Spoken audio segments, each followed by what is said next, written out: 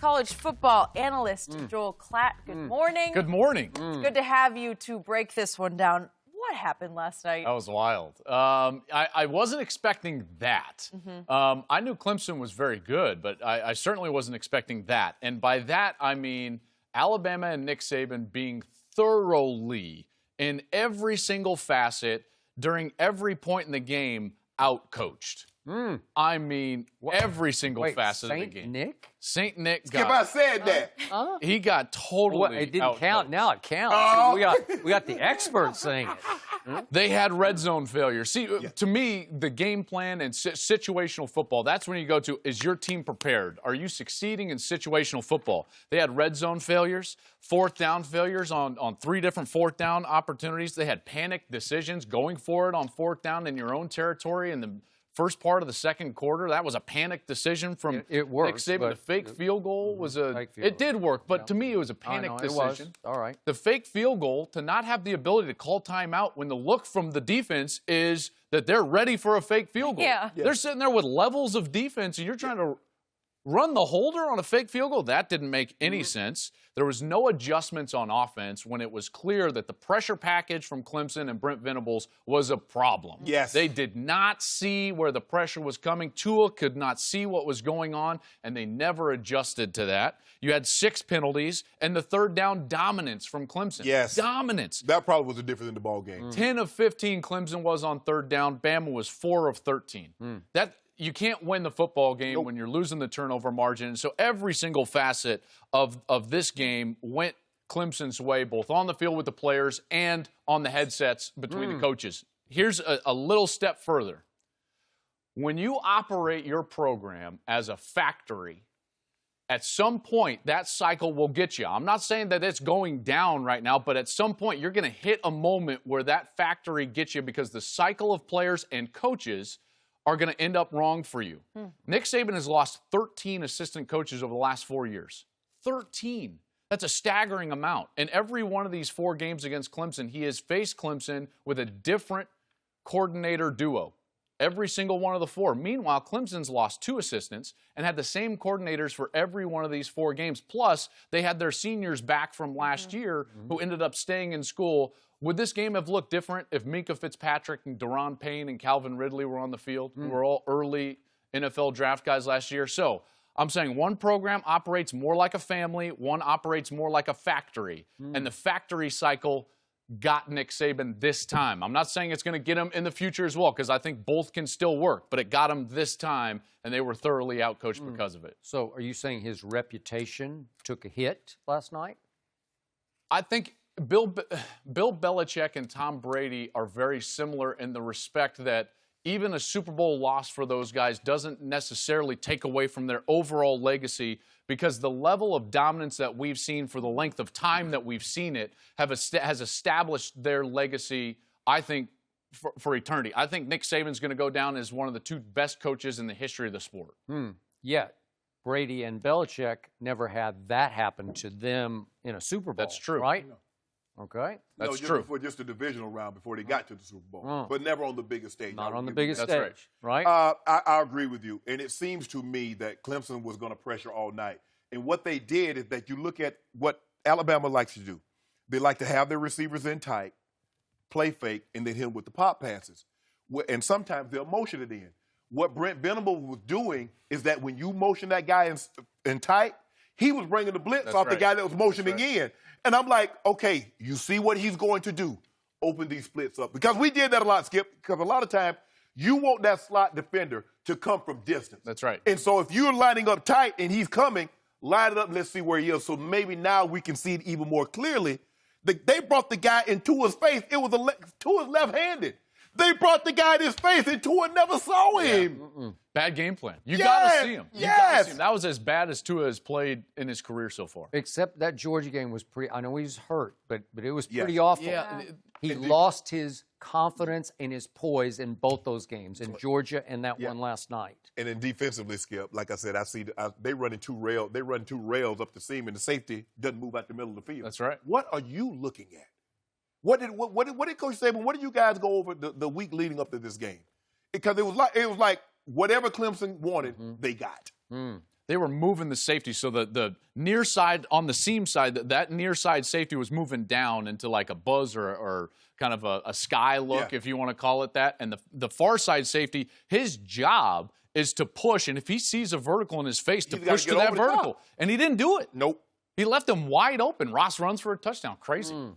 So, bottom line to me, Nick Saban's reputation last night took an even bigger hit than Tua's NFL stock took last night. Because I'll start with Tua.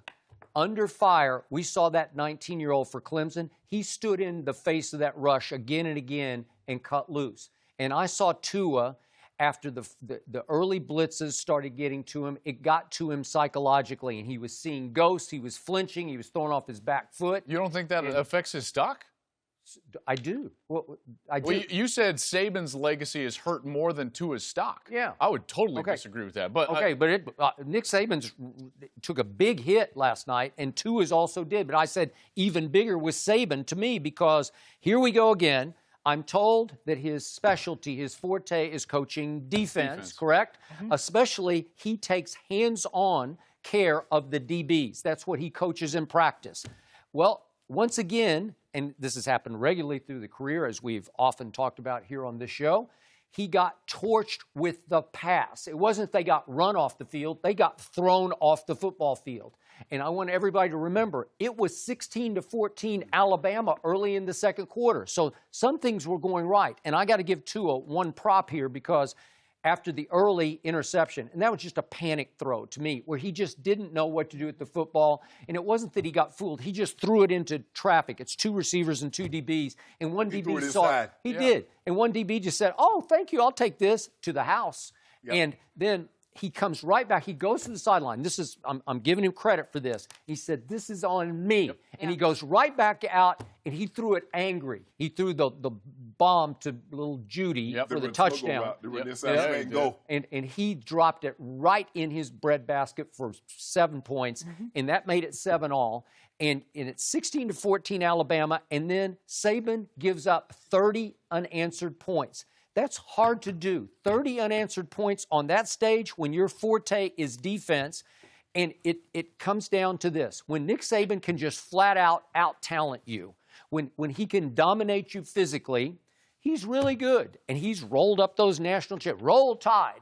But when he gets a team that is as physical as he is, with coaches who are more clever than he is on the fly, in-game strategy adjustments, or come with a better plan that he has, he's often in trouble, because once it goes south for Alabama, and I don't know if we have time for me to list all these games in which he gave up 40-plus and 500 yards. Once it goes south for this defense, it goes way south. And it went way south last night, and if we go back to the second half, Oklahoma, Kyler Murray, once he got in rhythm and once he figured out how to do it against Alabama, and once the defense played a semblance of defense in the second half for the University of Oklahoma, again, from that point on, it's 68-30 that Alabama got outscored. Second half against Oklahoma and the 4 quarters last night. Well, that's embarrassing. Yeah. This was looking like a Big 12 defense to me last night. Well, let me ask and float this out there, okay? It seemed like to me there was a team last night that looked like they had prepared for a month for this game, and one team that had prepared like a normal game week for 1 week. Is there at least a chance that Clemson looked at Notre Dame, all the similar opponents with that Notre Dame schedule where they face ACC opponents, and they say, you know what, guys? We're probably going to win this game. We're good enough to win this game. Let's start preparing for Alabama early, even before Notre Dame. When Oklahoma got the full attention of Alabama that whole month because they had Kyler Murray, they had that offense that could get going. That offense scored 34 points after it was 28-0. I think that there is a chance that Clemson was looking at Bama this entire break and saying, how are we going to do it? They're looking at Bama last year when they lost in last the year. Super Finals. Which, by the way, is why Trevor Lawrence is the quarterback and not Kelly Bryant. I mean, Kelly Bryant not beating Alabama. And that was proven out in the semifinal last year. And the confidence issue is, I think, a real thing. I'll go even a step further. If you go back even to the SEC championship game, Basically, Bama had one stretch of football between Georgia and OU where they were dominant and they went on a run. Late to come back against Georgia, and then the 28-0 run early against OU. If you take that stretch out, they were outscored 106-47 in the last 3 games outside of that one stretch. That's a little alarming for me. And one thing that you'll hear around the country, and I spoke with several offensive and defensive coordinators around the country over the last month or so, they will say Tua's brilliance, the wide receivers' brilliance, and the overall dominance of the players has overshadowed the fact that this is clearly, they said, clearly, quote unquote, Nick Saban's weakest coaching staff that he's had so far at Alabama. Okay. And I think eventually that caught up with him with the lack of adjustments, the lack of understanding formational offensive football, and where the pressure was coming from Brent Venables. And finally, back to the fake field goal. Nick Saban looked to me on the sideline like an overwhelmed grandfather because he seemed like the moment had just taken him over where he was desperate and, wait, we're 4th and 6. Let's try the fake field goal. What? And the concept of it was so bad because it's too far to try. Right. Like you made the point earlier, just let Tua throw for it. If that's what you're going to do, if you're not going to confident fool kicking anybody. it, which I don't think he was. Okay. Just throw for it. Yeah. Because you're going to let the third-string quarterback as a holder stand up and follow the kicker into the hole. The kicker's going to be your lead blocker. Against that team? Against a safe defense, playing safe, Clemson field goal broke safe. them. Huh? If you remember last night, Skip, Alabama went for it. They punted the ball. Hurts came in. They punted the ball, got the ball at the 1. It was almost 9 minutes. Clemson never gave the ball back. They get the ball on their own 1, and they take a knee at Alabama's 5. That's incredible, isn't it? They broke their spirit. Yeah. That's the first time you can honestly say, Skip, Alabama's been broken. Alabama's broken a lot of teams since Coach Saban's been there.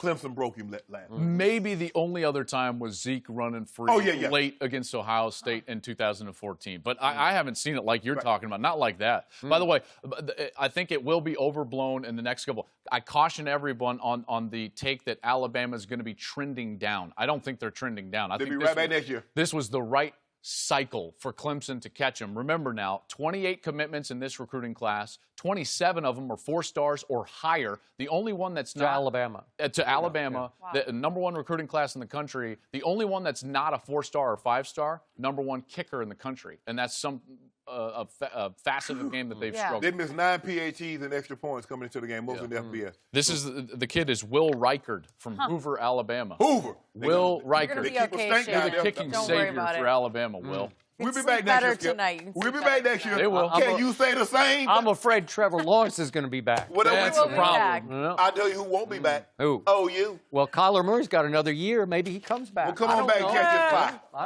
don't We know. got more of this for you. Spencer Boy. Rattler, #1 quarterback in the country, probably going to be your OU quarterback. Thank you. There you go. Yo, Scottsdale, Arizona. On that note, hey, the hardest part is that it's ending. It was I such know. a fun season, and we got a couple months to wait. But